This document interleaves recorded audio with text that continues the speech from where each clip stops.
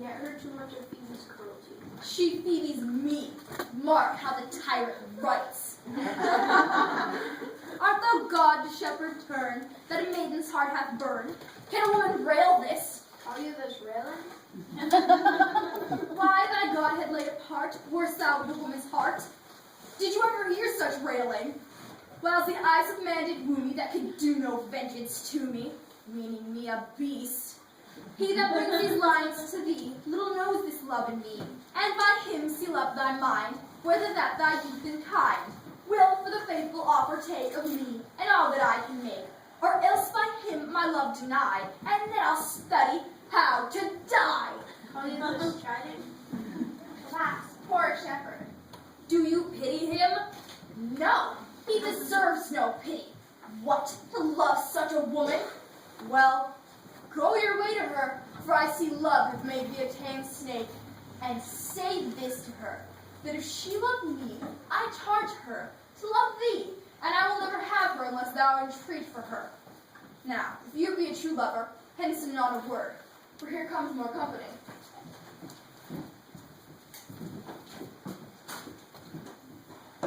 Good morrow, fair one. Pray you, if you know, where in the purlieus of this forest stands a sheep goat, principal of all the trees. What was this place? Down in the bottom. Drink of Aussie's by murmuring stream. Left with your right hand brings to the place. But at this hour the house keep itself. There's none of them. If then I am a prophet by a tongue, I should know you by description, such garments and such years.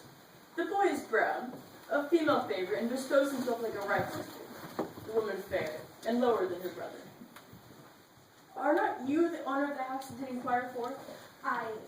It is no boast being asked to say we are. Commended to you both, and to that youth he calls his Rosalind, he sends this bloody napkin. Are you he? I am. What must we understand by this? Some of my shame. If you will know of me, what man I am, and how, and why, and where this handkerchief was stained. And pray you tell us. When last Leonardo departed from you, he left a promise to return again within an hour. And, pacing through the forest, chewing the food of sweet and bitter fancy, lo, what befell. He threw his eye aside and marked what object to present itself. Under an oak, whose boughs were mossed with age and high-top bald with dry antiquity, a wretched ragged man, or grown with hair, lay sleeping on his back. About his neck, a green and gilded snake had wreathed itself, who, with her head, nimble and fresh, approached the opening of his mouth. But suddenly, seeing on land, it did unlink itself and slipped away into a bush. Under which bush's shade, a lioness, with udders all drawn dry, lay couching, head on ground with cat-like watch, when not the sleeping man should stir. For 'tis the woe disposition of that beast, that perhaps nothing did not seem as dead. This scene. Orlando did approach the man, and found it was his brother, his elder brother. Oh, I've heard him speak of that same brother, that he did render the most unnatural of amongst men. And well he might so do, for well I know he was unnatural. But to Orlando, did he leave him there? Food to the sucked and hungry lioness? Twice did he turn his back, and purposed to do so, but kindness, nobler ever than revenge, and nature, stronger than his justification, made him give battle to the lioness, who quickly fell before him, in which hurtling from miserable slumber, I awaked. Art you his brother? Was you he rescued? Wasn't he that did so often contrive to kill him? 'Twas I, but 'tis not I. I do not shame to tell you what I was, since my conversion so sweetly tastes, being the thing I am. But for the bloody napkin? By and by.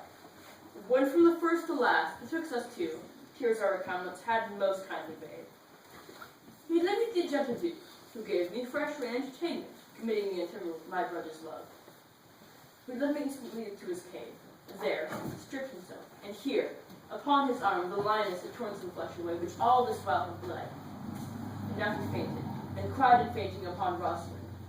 Brief, I recovered him, bound up his wound, and, after some small space, being strong at heart, he sent me hither, stranger as I am, to tell you this story, that you might excuse his broken promise, and to give this napkin, dyed in his blood, to the shepherd youth that he in sport doth call his Rosalind.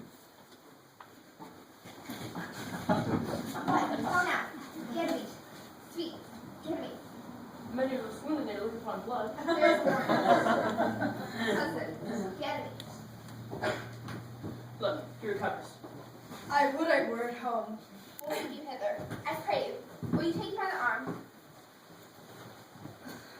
Be of good cheer, youth. You a man, you lack a man's heart. I do so I confess it. Ah, sirrah, a body would think this was well counterfeited. I pray you, commend my counterfeiting to your brother. Hey ho! This was not counterfeit. There is too great testimony in your complexion that it was passion of earnest. Counterfeit. I assure you. Well then, take a good heart and counterfeit it to be a man.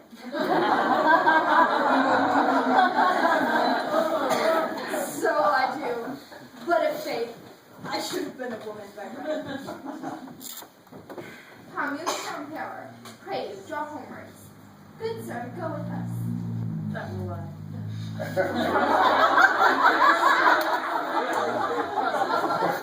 I shall find something. Will you go?